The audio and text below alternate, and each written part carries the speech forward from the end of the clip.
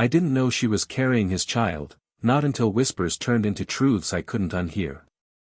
It started as murmurs, half-smiles from neighbors, sidelong glances that cut sharper than blades. At first, I ignored them. I told myself people envy happiness, they invent cracks where none exist.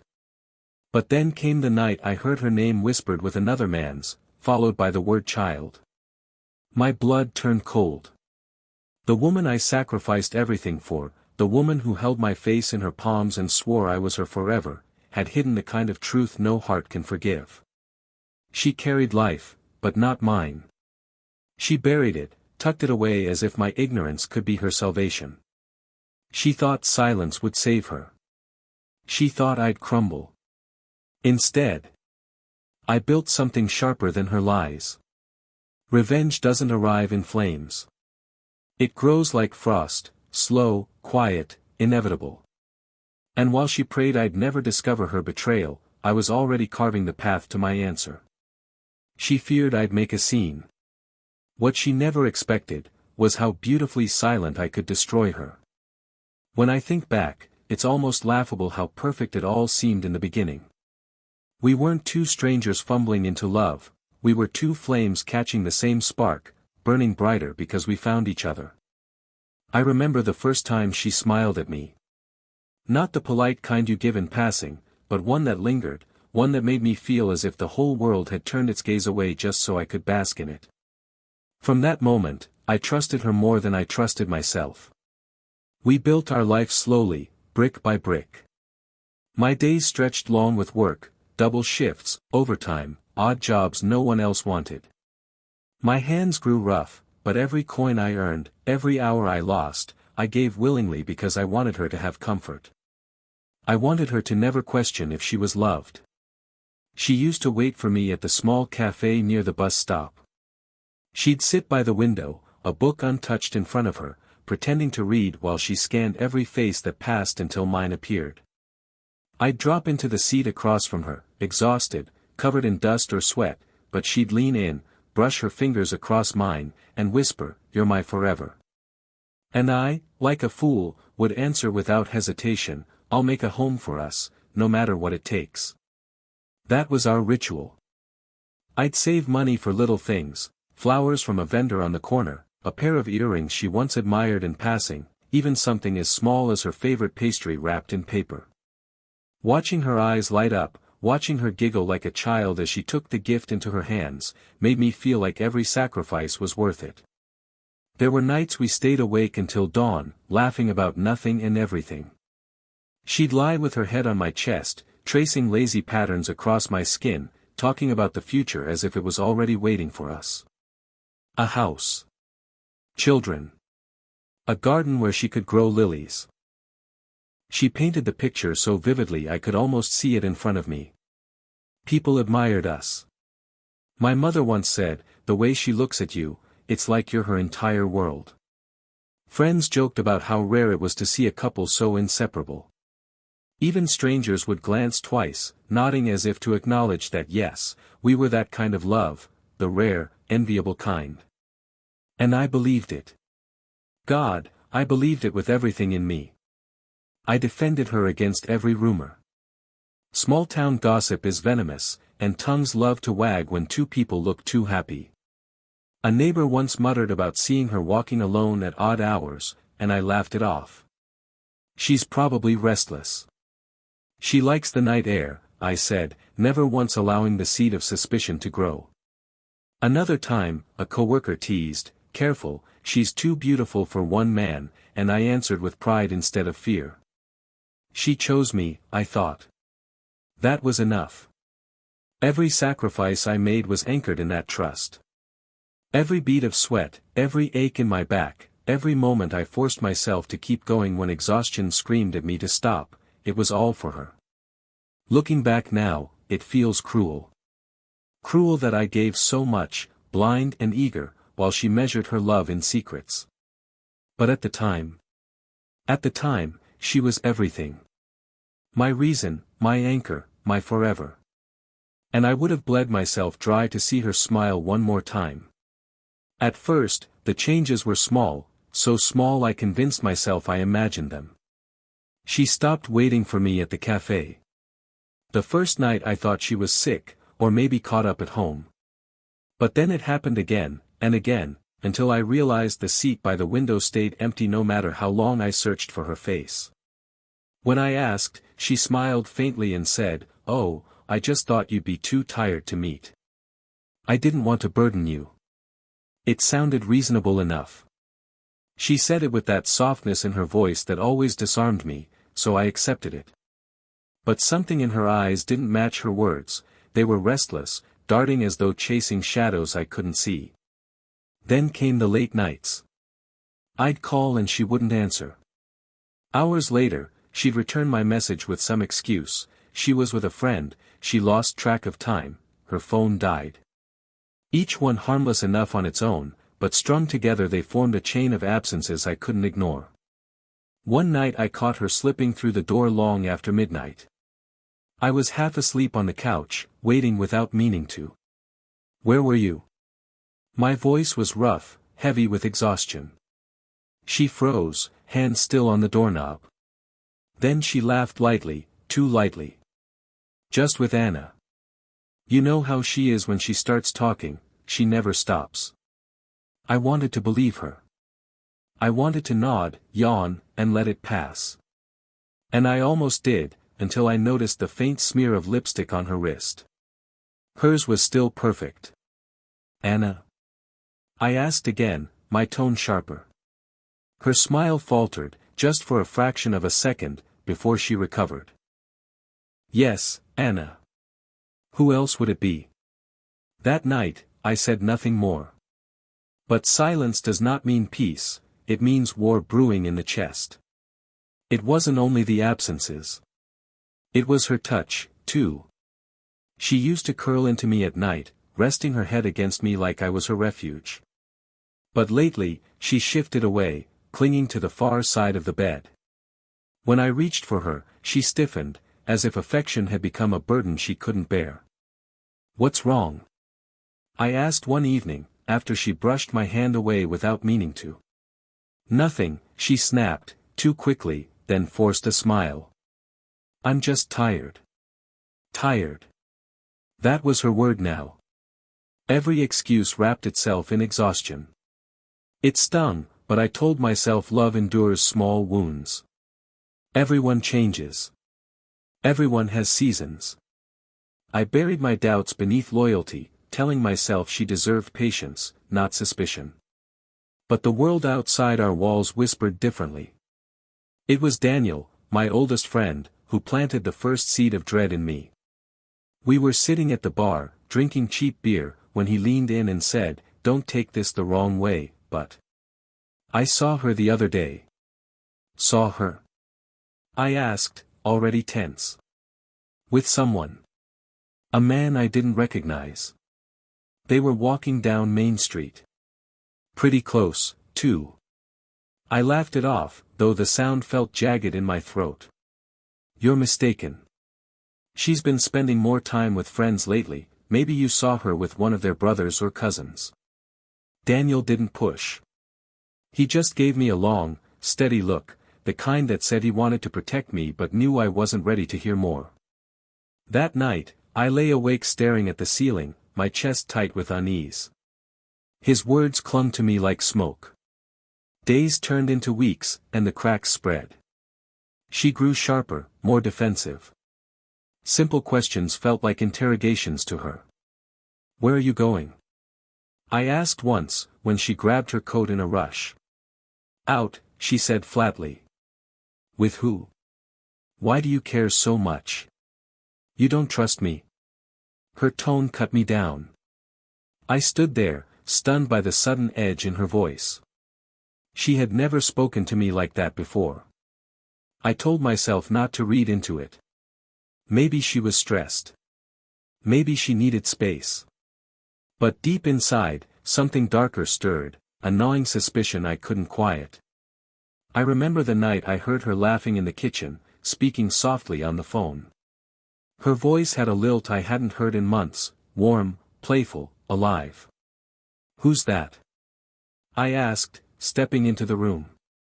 She jumped, clutching the phone tighter.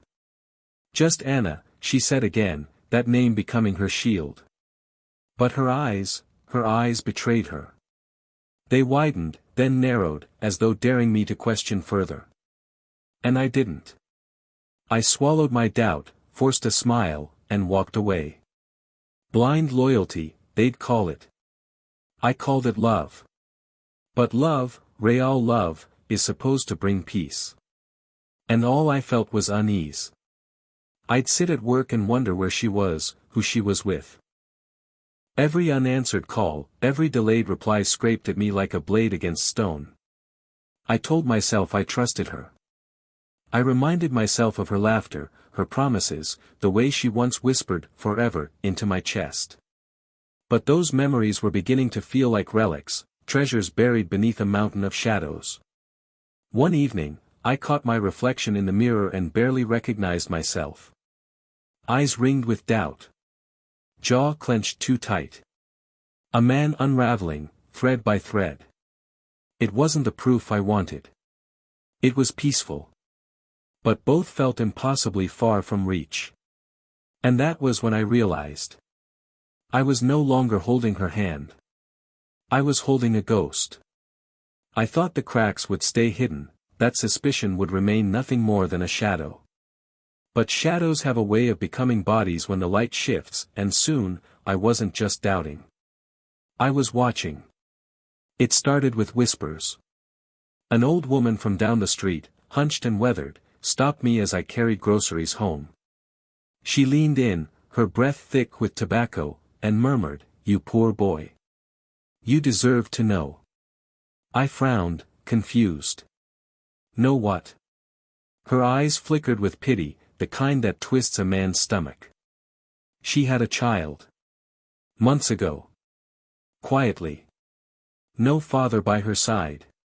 But you were nowhere near. The bag slipped from my hands. Apples rolled across the pavement, forgotten.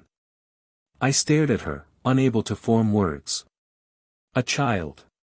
The phrase echoed through me like a gunshot. That night, I didn't confront her. I couldn't. My body felt like stone, my thoughts quicksand. I watched her move around the house, humming faintly, completely unaware that the world beneath my feet had split open. I needed proof. My heart screamed at me to demand answers, but my pride, my dignity, begged for certainty before I tore us apart. The proof came sooner than I expected. A week later, I found it. She had left her bag on the table, open, careless. Inside was a folded envelope, medical documents. My name wasn't on them. Another man was. A birth certificate. The child's surname didn't match mine. My hands trembled as I read, the paper crumpling beneath my grip. The ink blurred through the water in my eyes. There it was. Truth, raw and merciless. She hadn't just betrayed me, she had built an entire life of silence, tucked away where I couldn't see. When she walked through the door that evening, I was waiting. The papers lay on the table, spread like an executioner's tools. She froze, her smile faltering instantly. Her eyes darted from me to the documents, and for the first time in all the months of lies, I saw fear in her. "What is this?" My voice was steady, though inside I was crumbling. She swallowed, her throat bobbing. "It's not what it looks like. Not what it looks like." I barked a hollow laugh. "It's a birth certificate. A child. His name isn't mine. His blood isn't mine." She flinched as though struck. Silence stretched between us, thick, suffocating. Finally, she whispered, "I couldn't tell you, you'd ruin everything." Her words sliced through me deeper than any confession. Ruin? My voice shook now, the steadiness gone. Ruin what? The lie you wrapped me in. The life you painted while you hid another man's child. Tears welled in her eyes, but I couldn't tell if they were for me or for herself. "I was protecting you. Protecting us. You don't understand how complicated it was." Protecting me? My chest heaved. You destroyed me. She reached out, but I recoiled. Her hand hovered in the air, trembling. You were always so intense, she said quietly. So certain. I was afraid if you knew, you'd make a scene. You'd burn it all down. I thought silence was safer. Her voice cracked, but there was no remorse, only justification, as though betrayal could be softened by the intention behind it. I stared at her, the woman I once thought I knew, and realized she was a stranger now. The weight of humiliation crushed me. Every smile we'd shared, every vow, every sacrifice, I replayed them in my mind, each one twisted now into mockery. While I worked double shifts, she carried his child. While I bought her flowers, she buried secrets. While I defended her against whispers, she laughed behind my back, knowing the truth would get me if it ever surfaced. I wanted to scream. I wanted to shatter every glass in the house, tear the walls down around us. But instead, I stood still, frozen in silence, because no outburst could measure against the betrayal that already screamed inside me. Her tears fell. Mine didn't. Because heartbreak doesn't always bleed, it hardens. I loved you, I whispered finally, the words hollow. She winced, as though they wounded her more than any accusation. I love you still, she insisted, her voice breaking. But I shook my head. No. You loved the comfort of me. The shield I gave you. But the truth? You never loved me. Not the way I loved you. The power shifted then. For months, she held me prisoner in her silence, but now the bars had melted away. I saw her not as my lover, not as my forever, but as the architect of my ruin. And I walked away. I didn't slam the door. I didn't shout. I left quietly, my footsteps steady, though inside I was splintering. The night air hit me, cold and sharp, and for the first time in a long time, I breathed freely. Not because I was unbroken, but because I was finally no longer part of her lie. I walked through the darkness alone, my pride in pieces, my heart a shattered mess. The world felt heavier, crueler, but at least it was honest now. Behind me, in that house filled with ghosts of promises, she wept. And I let her.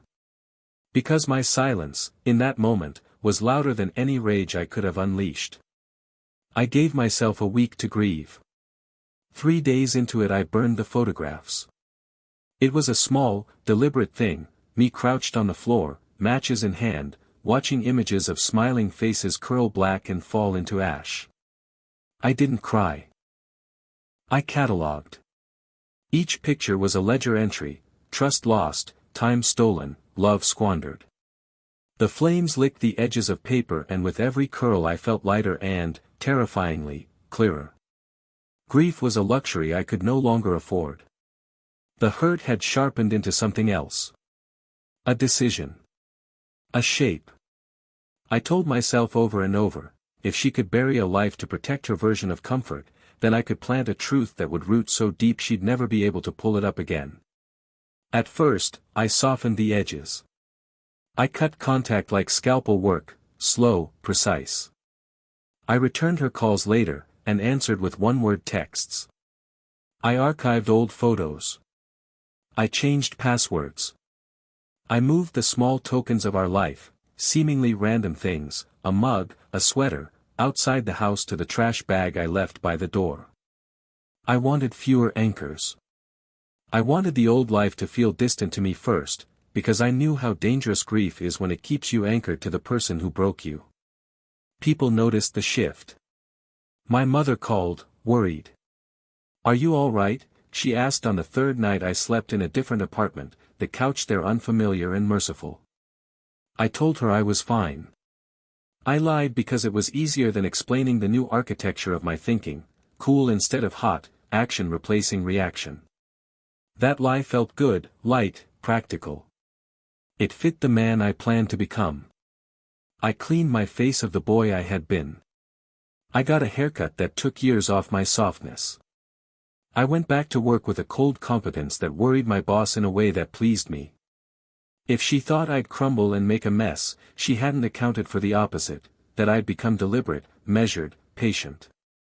"You look like you could bite through steel," Daniel said one night at the bar, watching me light a cigarette without wanting it. He'd seen the way I held myself now, unreadable. "You sure you're okay?" I smiled without teeth. "Better," I said. "Better than okay." There was an awkward, almost beautiful poetry in truth's slow revenge. I didn't act out. I acted forward. While she was still entombed in her lie, I began to build a life that would stare into the face she'd made and laugh. The plan split into 3 lines: disappear, reappear, and oust. Disappear, make myself unreachable enough that her curiosity would turn into fear. I stopped frequenting the cafe where we'd met.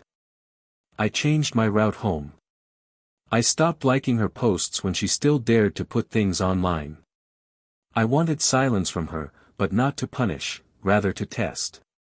If she never reached out, if she let me go without plea, I'd know where her heart truly lay. If she reached for me, I'd gauge her desperation. Reappear, create a new image that was visible and enviable. I began to see the life outwardly bright and calm. I posted photos, carefully chosen, of new friends, late dinners, a laugh that didn't linger on her name. They were staged but credible. I bought a watch I couldn't afford, the kind of small luxury that makes people pay attention. I took classes, photography, because it was solitary and gave me an excuse to be out in public, camera in hand, looking composed. I dated, in the way a man practices walking again, tentative steps, not running. The goal wasn't to fall in love. It was to be a visible wound that had healed in public. Oust, when the scaffold of my new life grew tall enough, I'd introduce a final truth, one she couldn't spin into protection. A proof. A public unmasking delivered gently by me, not in the flames of a screaming confrontation, but through the slow, relentless exposure of her silence. I needed an accomplice. Not truthful at first, useful. Someone whose presence would make her uneasy and whose face would be the instrument of the final sting. That's how I met Leah. She was small and fierce. I saw her at a gallery opening, leaning into a sculpture as if she could hear its story. We talked for an hour about light and loss and the geometry of loneliness. She laughed in a way that didn't try to be charming, it simply was. I needed someone who wasn't afraid to be seen. She needed rent money and an introduction into my world. 2 desperate needs make a good bargain. We never pretended. I told her the truth when she asked, "I'm not ready to love. I'm rehearsing being visible again." She said she'd help because she liked the idea of being part of something that mattered more than flirtation. In her eyes I may have been rebuilding, but I was also offering a role. She accepted. We started small. Coffee dates. Hand-in-hand walks through the market. Friends noticed. They offered little, half-jealous comments, "You two look happy." That was the sound I wanted to cultivate, a slow crescendo of envy. Leah was a mirror. When she smiled at me in public, something flickered in the curtains of the life my ex had built. I watched her readjust as she saw me in a new light. Rumors spread, quietly, the kind that jump from lips in the grocery store, not from social media. "Did you hear he's seeing someone?" a neighbor would say. The gossip did what I'd hoped, it burrowed under the plaster of her composure. I saw the cracks. I watched her through the periphery of mutual friends, through comments and the way she suddenly edged into the same room when I was across it, timing her breaths to my laughter. Then the engagement rumor happened, and I did not stop it. Leah had a friend who liked to be dramatic. One night at a party, with witnesses and too much wine, she clinked her glass and announced, "They're engaged, didn't you hear?"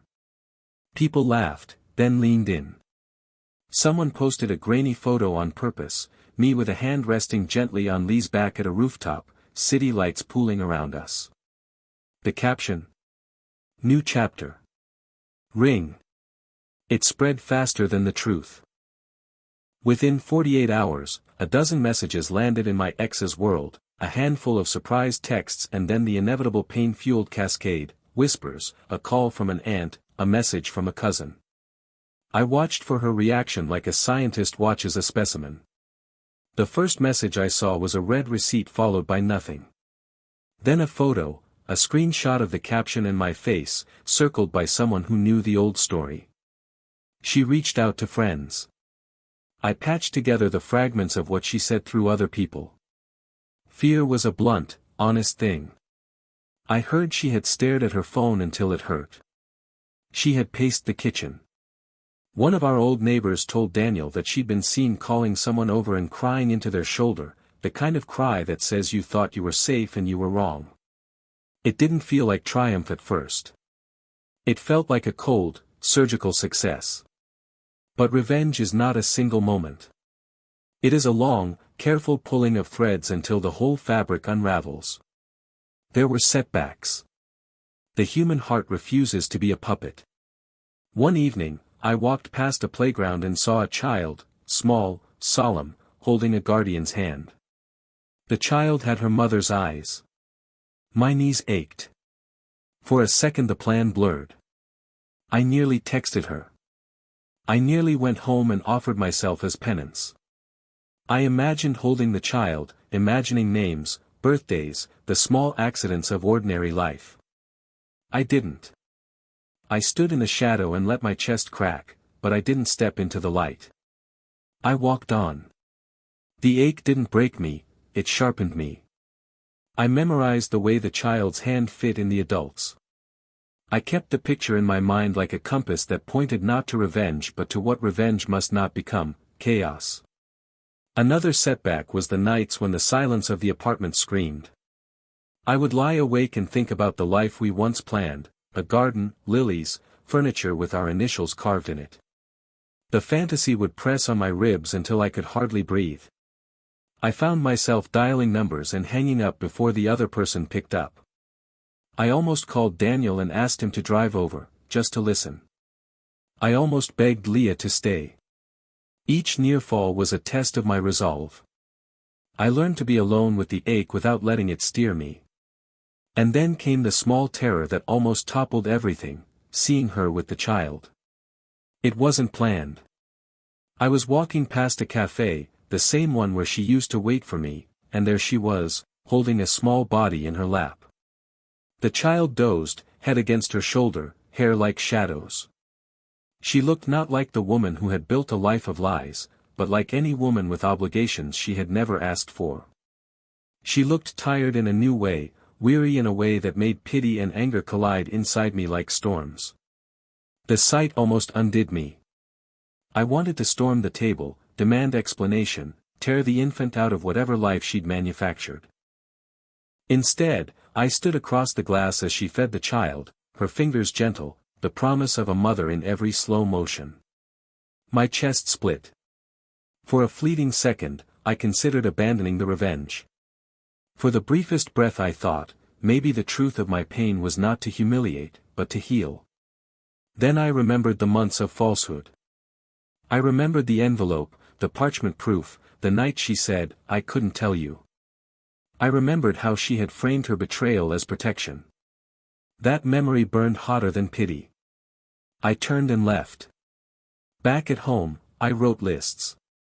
I wrote the things I would do and the reasons I would not. I catalogued every memory she had altered for the sake of her lie. Each list reads like a map. Each crossed item was another brick in the structure I would erect to make my point. I prepared the theatrical elements, small, precise.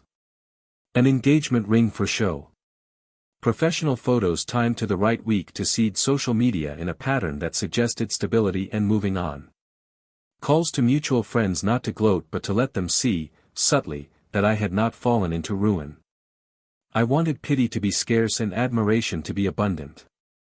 I wanted her to see that the consequence of her silence was not the explosion of my grief in public, it was the slow, unforgiving bloom of a life she could no longer touch.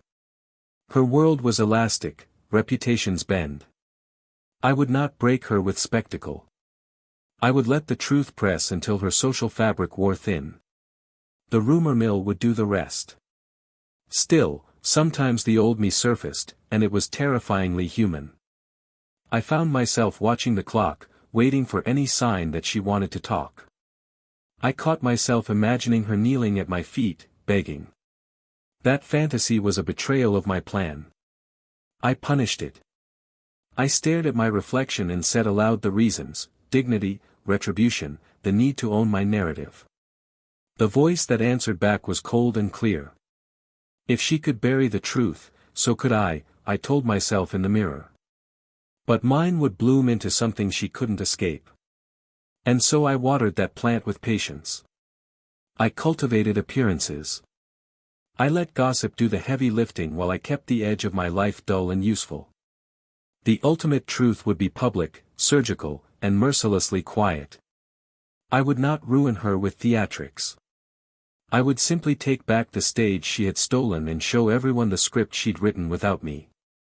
Patience, I learned, is a sharper thing than rage. Rage burns. Patience unravels, slowly and certainly. I would deliver revenge in the light of day, when she could not claim ignorance, when faces would turn and remember how she had hidden a child from the man who loved her. And in the spaces between plans, in the cold hours when memory clawed at me, I practiced being the man I wanted to be after it was done, not unbroken, but whole enough to stand in public and say, with no need for spectacle, that the truth matters more than comfort, and that a life built on lies is a debt someone must pay. I chose the night carefully. An engagement party is the perfect theater. It's a stage where joy is expected, where people laugh and raise glasses and look for reasons to believe in happy endings. I wanted all of that: light, witnesses, the hum of approval, because I knew humiliation tastes different when it's surrounded by applause. We booked a small hall downtown. Warm lights, low music, a string quartet that played the same 3 chords people call romantic. I invited the right people, mutual friends, a few relatives, the neighbors who'd always smiled at us on the street. I made sure she'd hear of it. I didn't invite her. I didn't have to. Leah arrived at 7 with her hair loose and a dress that caught the light. She wore a smile that had the honesty of someone who wasn't trying to hurt anyone. She hugged my mother, who squeezed her hand and said, "You look lovely." I watched from the edge of the room, glass of champagne in hand, feeling like an actor about to deliver the final line of a long, terrible play. People clustered: congratulations, here, about time, there. Conversation hummed. I let it swell around me until it felt like a tide rising against a beach. My chest was quiet. My hands didn't shake. I had rehearsed this until the words were blunt instruments. At 9, I stood up. It's funny how everyone goes still when someone stands. It's a social reflex. Heads turned. Smiles softened into expectation. I felt the heat of a dozen gazes.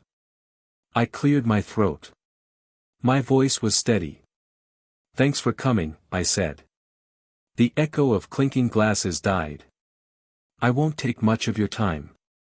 I told a short story, light things, the kind an engaged man tells: how I met Leah, how we discovered the same dumb love for midnight bakeries, how she taught me to see light in ordinary corners. People laughed. I let them. I let the room sink into the easy, admiring hum. Then I shifted. I let my hands rest on the table and folded a stack of papers into the palm of my hand. I watched them fold out slowly, as if revealing a painting. "There's something I need to say," I told them. "Some of you know pieces of what I'm about to say. Others will be surprised." I let the surprise hang. I was engaged once before. My fiancée lied to me. She hid something. She hid a child. A murmur rustled like wine through dry leaves. A woman near the back sucked in a breath.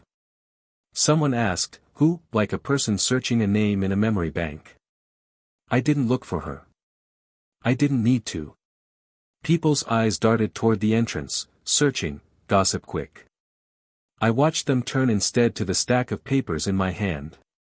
"You'll see why I'm telling you this tonight," I said. Because secrets don't stay buried. They come back around.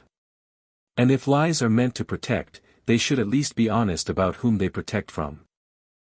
I slipped the first paper onto the table. It was the photocopy of the birth certificate I'd found months before. The room tilted for the fraction of a second between breath in and breath out. Conversations dropped into a low clatter of shock. Someone cursed softly. Heads bent to read. She hid this, I said. My voice was flat, final. She told me it was better for me not to know. She told me I'd make a scene. She told me I'd ruin everything. A woman near the front, my cousin, who'd once called my ex an angel, grabbed the paper and scanned it, her eyes widening. Is that, she started, and then stopped because the evidence spoke faster than her astonishment. Lee's hand found mine then, just a squeeze. It was small and ordinary and honest. I let it be. I wanted the contrast. She thought silence would bury me, I said, looking toward the doorway though she wasn't there. Instead, it buried her. The room was a living thing. Eyes moved, whispered sentences formed. I felt the air shift from celebration to something thin and brittle. Why would she hide it? Someone whispered. From him. I placed another paper down. It was a photocopy of the letter from the clinic, dates, notes, signatures, actual dates that proved the timing. I didn't dramatize. I didn't cry. There was no need. The truth carried its own force. A woman I'd once trusted, an aunt who had always defended my ex, stood up then. Did you tell her to give it up? She asked, more accusatory than helpful.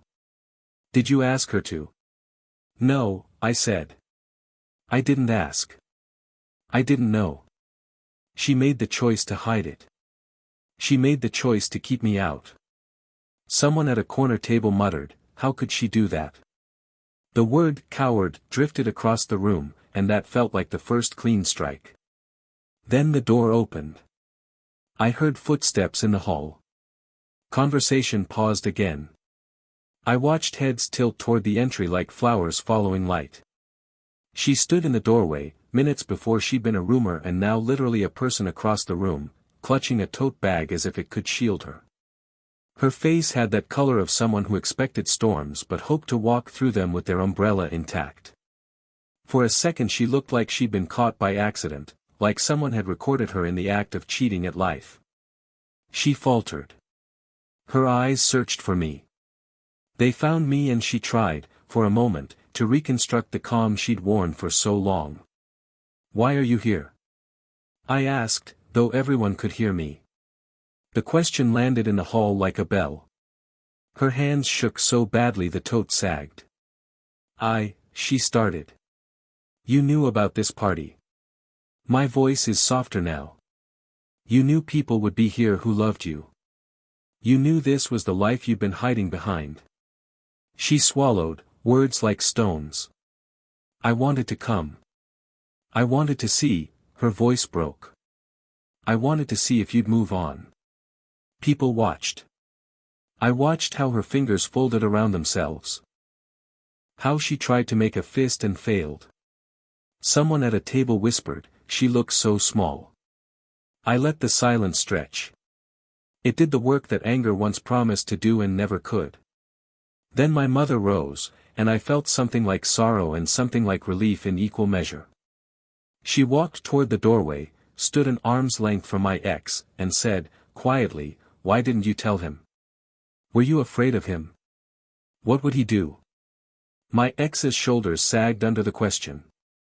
She looked like a woman who'd been pretending for too long and then realized she had no more energy to pretend.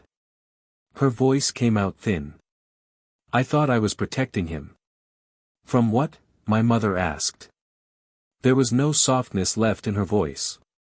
She was like an iceberg dressed in skin. From the truth.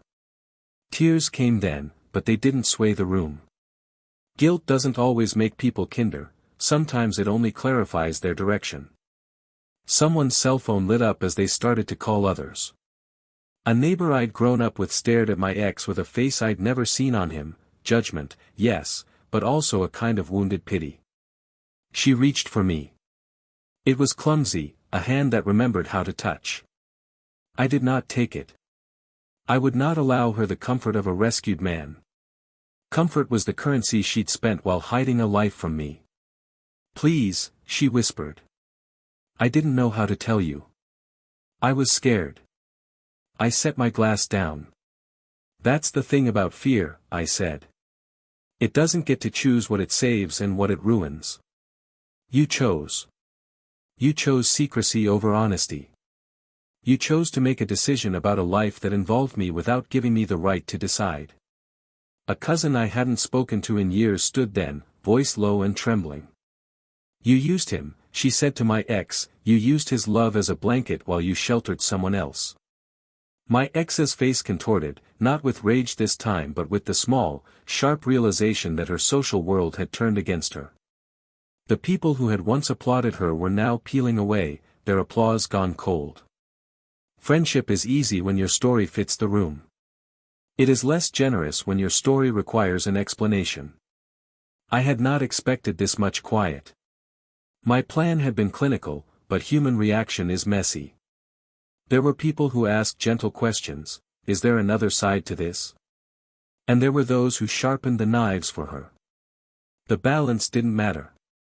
What mattered was the exposure. She backed toward the exit, face white, hands pressed to her mouth.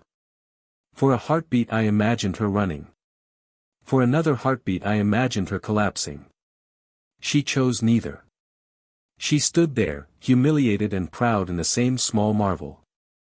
Her eyes met mine and for the first time she looked small in a way that had nothing to do with size, just exposure. She had expected tantrums. She had not expected them to be replaced by witnesses. The crowd is sometimes a harsher judge than any lover. Later, after the room thinned, when the string quartet played again and the people who stayed were those who didn't want to step into the cold night yet, I found her sitting by the window, hands folded in her lap like a penitent. She looked at me, and for a second I felt the old pull, the memory of a different life, of lilies in a yard that never existed. You could have told me, I said. I couldn't, she whispered. You would have torn it apart. You were right, I said. I would have made a scene. I swallowed, because truth is sometimes less a weapon than a wound. But I would have had the right to make a decision about it. That's what you stole from me. She nodded, not protesting. Her breath came shallow. She said, in a small voice, I'm sorry. Sorry is a start, I told her. But it doesn't fix what you took. I paused, thinking of the child, of their soft face in a cafe, of the months that would never be mine. You hid a life from me. You hid a part of the future we talked about. That wasn't protection. That was theft. She lowered her head. The party outside moved on, people dancing and laughing at the other end of the hall, ignorant and oblivious. That indignity offended me less than the earlier lie had. People are quick to forgive the spectacle of joy. They are slower to forgive the theft of truth. She left that night with the tote bag at her side and no one seeing the way her shoulders trembled. The neighbors filed past afterward in ones and twos. There were whispered condemnations, then a slow dissipation of interest. Human attention is brief. Scandal feeds it for a time and then it moves on. But the damage to her was not measured in whispers alone. It was measured in the way the people in that room looked at her, no longer an angel, no longer the woman who had charm and secrets. They looked at her as someone who had chosen a private lie over a shared life. I walked out into the cool night after her. The street smelled like rain. Leah took my hand without asking. I felt her fingers warm and solid, and for a second the world rearranged itself into a more honest geometry. I thought of how she had said I'd make a scene. I thought of the quiet manner I'd chosen instead, a surgical reveal in public, not for cruelty but for justice. My voice had been calm. My hands had been steady. The witnesses had done the rest. She thought silence would bury me. Instead, it buried her. I didn't celebrate. There's no party after this kind of victory. There is only a slow, heavy settling of things into the place where truth belongs. The air felt clearer. The night felt colder. And in that cold, after everyone had left, I stood for a long time and listened to the small, honest sound of silence, different now, because it no longer held her lie. The dust never truly settles after betrayal, it just clings differently. People stop talking eventually, but the silence isn't clean. It's weighted. Everywhere she goes now, eyes follow her. At the market. At the church. Even at the small cafe we used to share, where she now sits alone, stirring coffee she never drinks. I don't need to check on her, but the world has a cruel way of delivering updates to your doorstep. A neighbor whispers, she's struggling, the other man doesn't claim the child. She's on her own now. Another adds, no one trusts her. She can't even look people in the eye. The picture paints itself, without my hand touching a single brushstroke. That's the beauty of truth, it spreads faster than any rumor. It rots the foundation she thought would hold her. And me? I move forward. Lee's hand in mine is real, solid. Our bond doesn't need secrets to breathe. I don't pretend the past doesn't exist, it burns in me still, but I don't live there anymore. I live in the version of myself she never expected, cold, steady, unwilling to kneel in the ashes of what was stolen. She thought silence would save her. She thought I'd shatter, that I'd scream, that I'd burn myself down while she hid behind her secret. But the only thing that burned was the mask she wore. Now the world sees her as I do, not as a lover, not as an angel, not as a victim. Just a liar standing alone. She hid a child from me, thinking I'd make a scene. But the only scene left now, is her begging in the ruins of the life she built on lies.